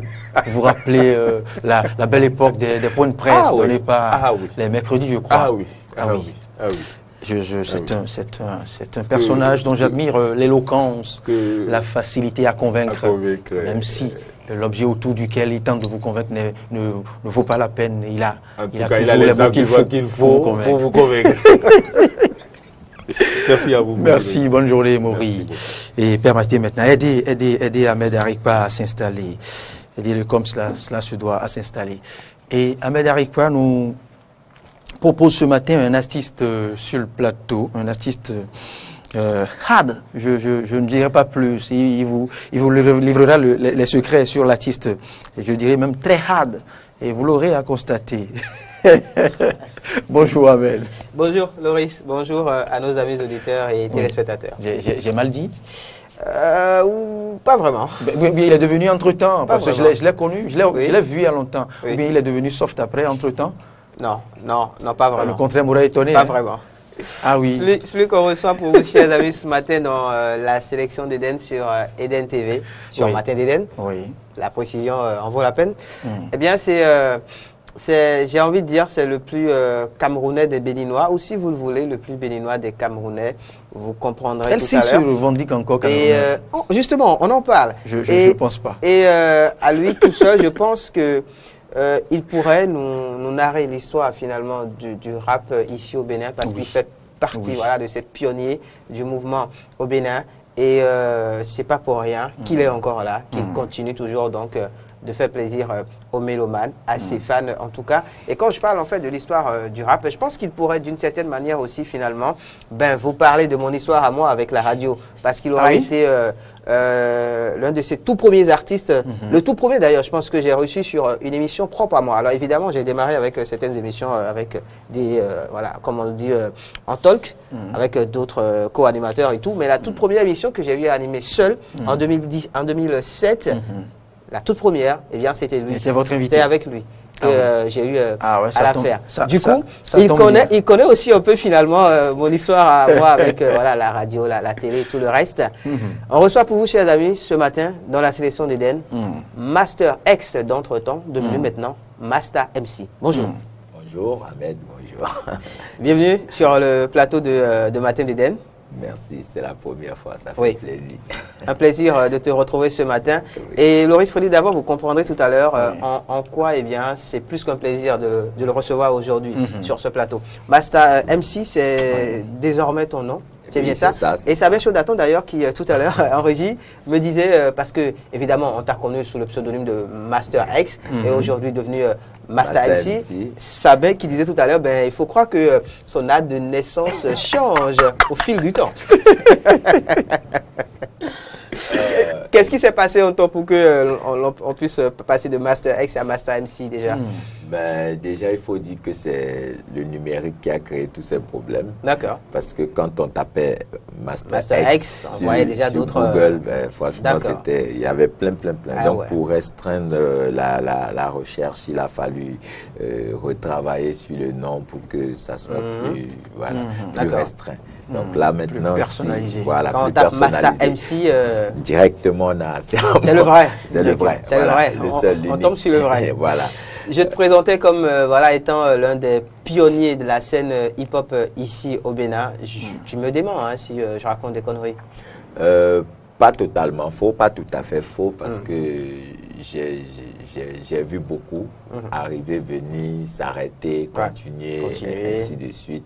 Donc, je suis à la fin du Zapata Boys et au boom du Hardy Expo aussi. Voilà. Avec les Takako qui ont pris Saf Connection, il y a eu les Talaika, voilà. Il y a eu pas mal de gars passés. Donc, voilà un peu le feeling, quoi. On t'a surtout connu avec un titre qui nous ramène quoi au beau milieu des années 2000 2007 justement. Voilà. Et je parlais de cette émission qu'on a eu à réaliser ensemble, la toute première mois en radio. C'était justement en 2007 avec toi. C'était un titre assez ego trip quand même, dans lequel tu te présentais en fait. Oui, dans lequel je me présente. Ouais, on va rappeler un peu comment du début jusqu'à la fin. Pardon? Il se présentait du début jusqu'à la fin. Finalement, ouais. On va rappeler un peu comment ça chantait. Expressif, j'exaspère mes pères, mieux qu'Axel, j'excelle, excellent, il me craint, il s'exclame, s'expose, j'expose, je suis sûr que Loïs, il n'y comprend rien. Le refrain. Qui est-ce qui t'excite sur le beat? Master X, appelle-moi le Turgo MIC, Master X, l'inconnu de tous les Big MC, Master X. Et l'instru qui tournait, bang, bang, bang, bang. Soit l'instru de Exhibit en fait. Oui, d'Exhibit. Entre temps. Donc après, il y a eu d'autres singles évidemment qui se sont enchaînés. Il y a eu des collaborations, voilà. MC Msa. Ouais. J'ai fait des chansons avec Casey et tout. Bon, au début, quand on faisait notre truc, on n'était pas dans. C'était un plaisir, un délire. C'était, on se lâchait, on aimait ça, voilà. Et puis ça allait. Et le Masta, justement, de ce temps-là, à comparer au Masta d'aujourd'hui, c'est quoi la différence ou qu'est-ce qui est resté finalement? Je pense que la plus grande différence, c'est que je suis devenu papa. Déjà, bon à savoir. C'est la plus grande différence, ça, que je suis devenu papa d'une jolie petite fille. Mais à part ça, on reste très hip-hop dans la tête. Hein, malgré ça se voit déjà. La petite fille fait ou fera pas droit. Je suis libéral, donc je lui laisse le choix. Tranquille. Le choix, donc de faire ce qu'elle veut. Tranquille. Qu'on va accompagner, bien sûr. Tu es très rap, voilà, dans la tête, mais aussi sur la tête. Oui, parlais tout à l'heure, voilà. je parlais des dreads voilà, et tout. Ça, c'est aussi un choix. Une différence, ça. Oui, je me suis fait pousser des dreads, voilà, et tout. L'autre chose, vous savez, ce qu'on fait, il faut pouvoir garder un moral haut pour continuer par le faire. C'est un peu ça. C'est pas toujours facile. Non, c'est pas tout. Je peux vous garantir que c'est pas évident. Tu nous es revenu, Master X, ou Master MC plus précisément, depuis l'année dernière, fin d'année dernière, on peut le dire. C'est sorti quand le single déjà le single est sorti en fin d'année dernière. Fin d'année dernière, ça y est, justement. Début de cette année, la vidéo qui est sortie. Et voilà. Maintenant, pour revenir un peu, je disais, le Master, c'est pour moi, le MC, c'est parce qu'il y a un mec qui aime le microphone et puis il y a une alter ego qu'il faut garder dans la tête du public béninois. MC Msa. Justement, d'accord. Voilà, qu'il faut d'ailleurs féliciter parce que derrière elle, le souhait d'avoir des femmes qui puissent faire ce qu'elle faisait est réalisé. Voilà, on a beaucoup de quelques jeunes dames qui se lancent. Qui sont en train d'arriver. On leur souhaite beaucoup de courage. On va suivre maintenant la vidéo Ça y est de Master MC. On revient derrière pour en parler.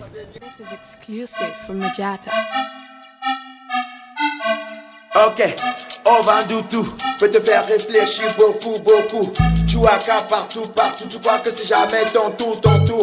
Tu penses beaucoup, prête à devenir jaloux. De jour en jour, tu wanda quand ça devient caillou.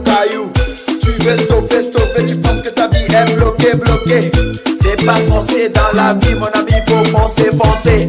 Ton work va payer. Il faut espérer, papa, ne jamais te décourager, maman. Papa, laisse ça, la vie là c'est comme ça. Ne baisse pas les bras, un jour ton tour viendra. Mon frère c'est pas gâté. Il faut bouger, Mon ami ça va aller. Amina Diop ça va aller. Il faut bouger, Donc pour toi là ça y est. Dans la vie il faut ça y est. Mastalina ça y est. Tout le monde ça y est. Benakamer ça y est. La vie là ça y est. Faut espérer ça y est. Ça y est là ça y est. Ça y est. saye, wololo saye, sa saye, saye, saye, wololo saye, sa saye, saye, saye, wololo saye, sa saye, saye, saye, wololo saye. Une heure tu tombes là, la vie là c'est tombola. Tu voudrais te combler là, fatigué, fatigué tu l'auras. T'arrêtes pas de prier, prier, arrête-toi de crier, crier. T'arrêtes pas de prier, prier, arrête-toi de crier, crier. Tu es né pour briller, briller, à chacun son parcours. Ton bonheur est partout, je te dis c'est partout. Prépare-toi à ton tour, sois heureux dans tes malheurs. Handicapé t'as trop bonheur, ça vient toujours à la bonne heure.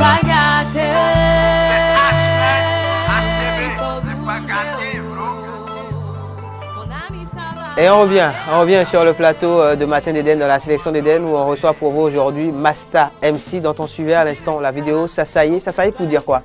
Sasaye c'est un concept gothique, c'est pour dire partage, voilà, abondance. On partage d'une manière sans compter quoi, chacun prend pour lui. Voilà, et ici précisément c'est Dieu donne des bénédictions et chacun prend ça comme ça vient. D'accord, une manière aussi finalement d'inviter donc à prendre la vie du bon côté. Voilà, à ne pas lâcher l'affaire. À ne pas lâcher l'affaire, voilà. Surtout. La question, il la posait tout à l'heure, Loris Freddy d'abord, Masta MC, Camerounais ou Béninois à la fin? Devenu citoyen du monde. Citoyen du monde. Je me sens bien à côté de nous, hein, et puis voilà quoi, les gens sont chaleureux, la culture est dense. N'est-ce pas? Voilà. Tu te plais en tout cas ici chez nous. Voilà. On va parler projets, perspectives et tout le reste. Et je sais que parmi tes projets justement, juste à la descente de ce plateau, on enchaîne avec une émission à la radio. Oui. Puis il y a quand même un événement à célébrer aujourd'hui. Loris qui n'était pas au courant. On va l'informer. C'est important. J'ai tenu à être là pour célébrer un an de plus. C'est mon anniversaire. Parce que c'est son anniversaire aujourd'hui. Super. Donc, vous allez découvrir Loris Freddy d'abord, chanteur. Le chanteur qui se cache. On souhaite le meilleur à. Non, il veut pas des mots. Il veut de la chanson. Mais ici, il veut de la chanson. Il veut pas des mots. Ce serait un affront que de s'essayer à. Belle manière. De s'essayer à du rap en face de Master X. Non, pas du rap. Mais la fameuse chanson pour souhaiter un joyeux anniversaire. Ahmed n'arrive pas à boucler. Ahmed n'arrive pas à consommer. Qu'est-ce qui arrive très prochainement? Ce qui arrive, on aura la vidéo de Fodino, un nouveau single avec Agozo qui est sorti. On en parle tout à l'heure à la radio. Voilà. Merci beaucoup d'être passé nous voir. J'imagine la suite à la radio. J'imagine. Ça sera sur la 102.3, Diaspora FM, la musicale info. Si vous voulez suivre, c'est à 11h, à 102.3. Merci Master MC, merci Ahmed Arikpa. Demain on se retrouve, bien sûr. Juste après vous, Carlo François a signé la revue Inter.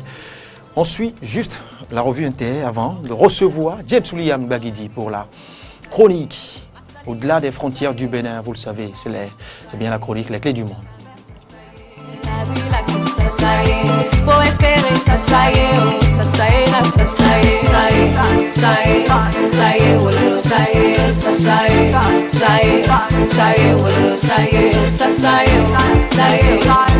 wololo, ça y est, ça y est, wololo, ça y est. Une heure tu tombes là, la vie là c'est tombola. Tu voudrais te combler là, fatigué, fatigué tu l'auras. T'arrêtes pas de prier, prier, arrête-toi de crier, crier. T'arrêtes pas de prier, prier, arrête-toi de crier, crier. Tu es né pour briller, briller, à chacun son parcours. Ton bonheur est partout, je te dis c'est partout. Prépare-toi à ton tour, sois heureux dans tes malheurs. Handicapé t'as trop bonheur, ça vient toujours à la bonne heure. C'est pas gâté, bro.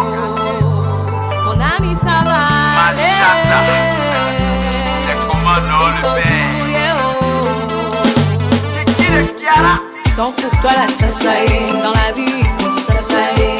Mastalina sasaye, tout le monde est sasaye.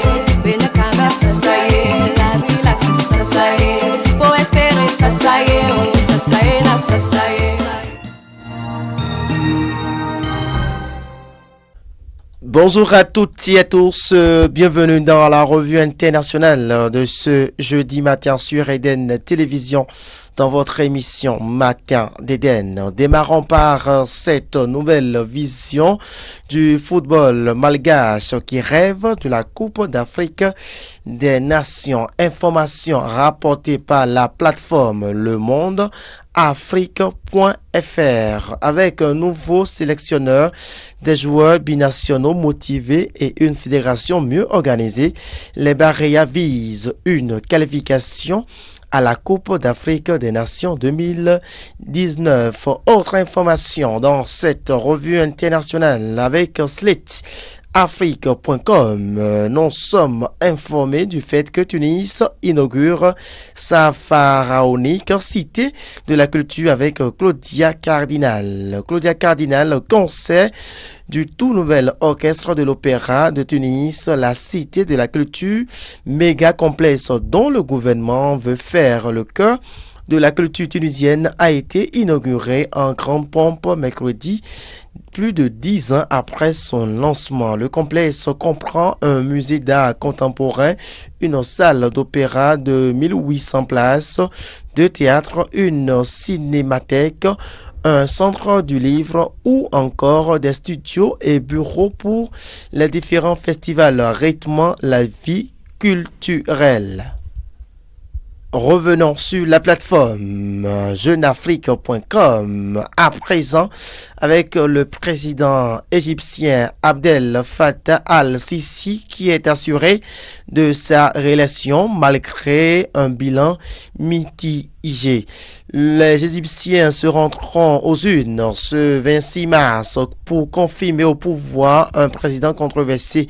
Entre soutien et désillusion, il s'exprime sur les 1001 visages d'un régime qui se referme sur lui-même. Information rapportée ce matin dans cette revue internationale par la plateforme jeuneafrique.com. Affaire Nicolas Sarkozy dans les soupçons de financement libyen. Africa News revient là-dessus et nous informe que le président a été inculpé. Bien évidemment, l'ancien président français Nicolas Sarkozy a été inculpé mercredi soir dans le cadre de l'enquête sur des soupçons de financement libyen de sa campagne électorale pour la présidentielle de 2007, a-t-on appris de sources judiciaires. Voilà qui sert de transition pour que nous allions sur le continent européen. Nous allons démarrer par Euronews. Avec cette plateforme, nous sommes informés du fait que Moscou dénonce des parallèles inadmissibles et indigne. La Russie n'a pas tardé à répliquer aux propos de Boris Johnson, le chef de la diplomatie britannique. Mercredi, il a trouvé juste de comparer la Coupe du monde de football en Russie avec les Jeux olympiques de Berlin en 1936 sous Hitler. Franchement, c'est à vomir de penser à Poutine en train de glorifier lors de cet événement sportif, a déclaré Boris Johnson en réponse à un parlementaire qui estimait que le président russe Vladimir Poutine allait utiliser la Coupe du monde comme Hitler a utilisé les Jeux olympiques en 1936. Nous poursuivons avec les différentes informations sur le continent européen avec les échos.fr. Cette fois-ci, nous apprenons que les Pays-Bas sont en guerre contre le gaspillage alimentaire. L'objectif est de diviser par deux d'ici 2030 les volumes d'aliments mis à la poubelle par les consommateurs, le secteur de la restauration et l'ensemble des entreprises. Autre information, nous revenons sur la plateforme Euronews avec cette information qui concerne Bruxelles où une nouvelle taxe pour les géants du web. La Commission européenne lance une offensive pour mieux tasser les géants du web. Parmi les propositions, une taxe de 3% qui ne visera que les groupes dont le chiffre d'affaires annuel mondial dépasse 750 millions d'euros et dont les revenus dans l'Union européenne excèdent 50 millions d'euros. Les petites entreprises devraient donc être épargnées et ces mesures ne visent pas pas un particulier, les GAFA, comme l'a rappelé Pierre Moscovici mercredi. Autre information importante dans cette revue internationale, ça concerne l'affaire Facebook, où le géant du numérique tombe de son piédestal. L'information rapportée par la plateforme Le Figaro.fr, embourbé dans l'affaire Cambridge Analytica, le réseau social traverse l'une des plus graves crises de son histoire. Dans le collimateur, son patron fondateur, Mark Zuckerberg, s'est exprimé mercredi reconnaissant des erreurs. Nous allons sur le continent américain prise. Information qui concerne les tasses américaines. Mesdames et messieurs, nous apprenons sur la plateforme de France 24 que l'Union européenne et Washington veulent trouver une solution acceptable. Washington et Bruxelles ont affirmé mercredi être mis d'accord pour entamer un processus de discussion sur les taxes commerciales que Donald Trump veut imposer sur l'acier et l'aluminium. L'Union européenne espère en être exempte. Des autres informations, toujours sur le continent américain, les Échos.fr revient sur l'actualité qui concerne Donald Trump, qui d'ailleurs veut dévoiler de nouvelles sanctions contre la Chine. La Chine plancherait sur des mesures de rétorsion. Washington joue en revanche la carte de l'apaisement avec l'Union européenne. Des discussions sur une éventuelle exemption des taxes sur l'acier et l'aluminium sont en cours.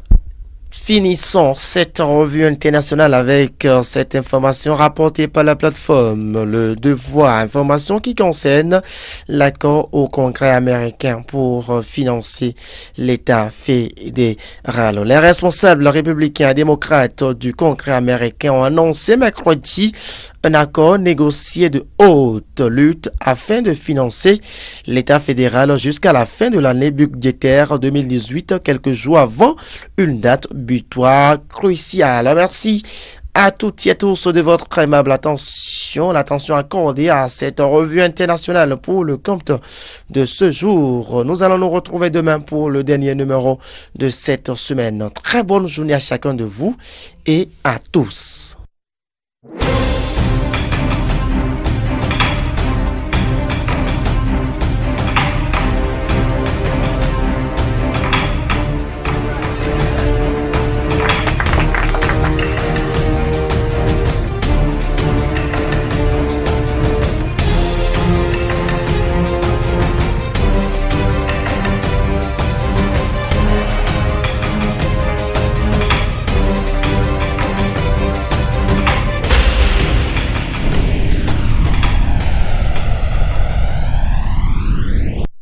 Eh bien, vous êtes les bienvenus dans les clés du monde avec James William Baguidi. Bonjour à vous, James.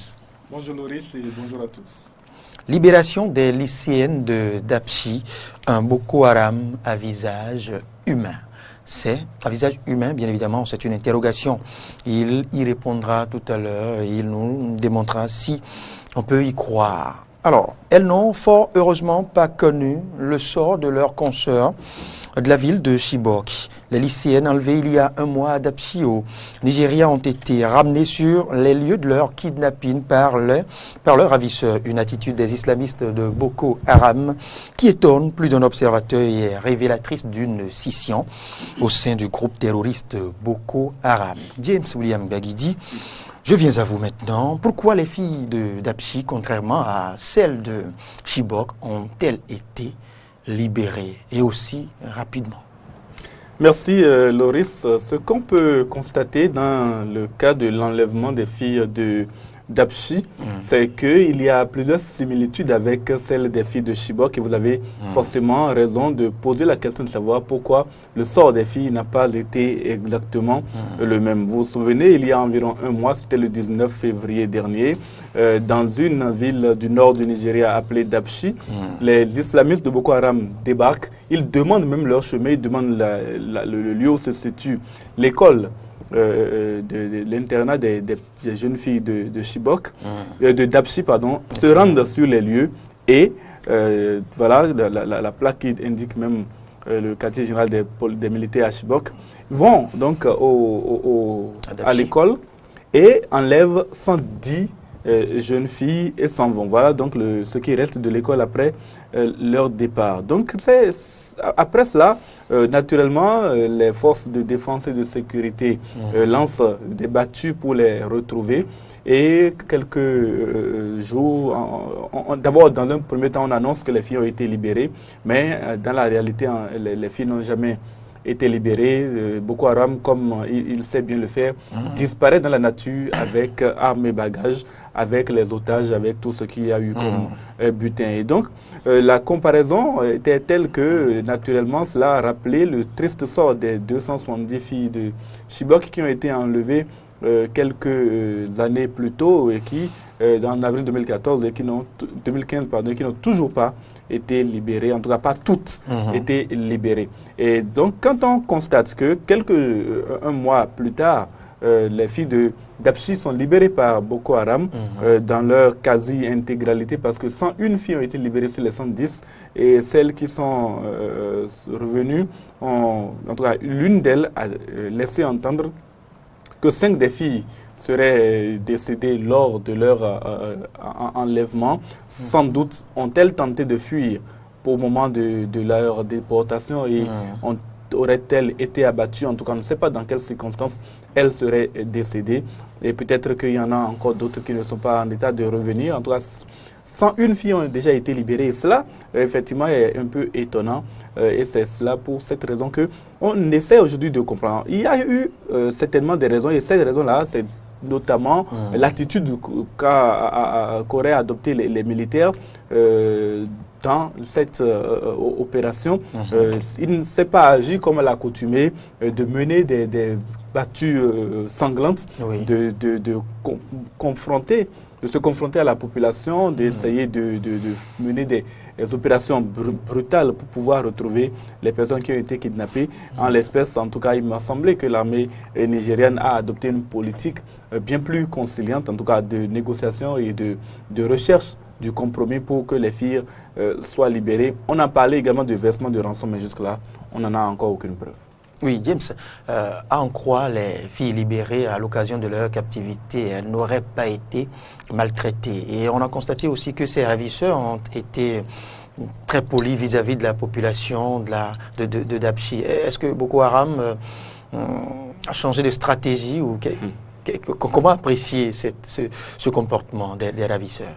Alors, ce qu'on a effectivement remarqué, c'est que quand les jeunes filles ont été ramenées, parce que c'est quand même assez bizarre, hein, les filles ont été ramenées jusque devant l'école où elles ont été kidnappées. Et ce sont des véhicules de Boko Haram qui les ont ramenées là. Et les soldats, les hommes de Boko Haram ont essayé de sympathiser avec la population en leur demandant de ne pas s'enfuir, qu'ils ne sont pas venus pour leur faire du mal. Il paraît même, en tout cas ça je l'ai entendu sur une chaîne de radio ce matin, que certains se sont pris en photo avec les populations, donc des selfies de Boko Haram avec les populations. Et donc ces jeunes filles ont été libérées et ont rapporté qu'elles n'ont pas été maltraitées, qu'elles n'ont pas été contraintes d'épouser des membres de Boko Haram comme cela est arrivé pour les filles de Chibok qui ont été libérées par la suite. Et donc on en est à se demander effectivement si Boko Haram a changé. Parce que Boko Haram, c'est l'attitude brutale que l'on connaît, c'est les attentats, c'est les exécutions sommaires, c'est le mariage forcé, c'est la conversion forcée, etc.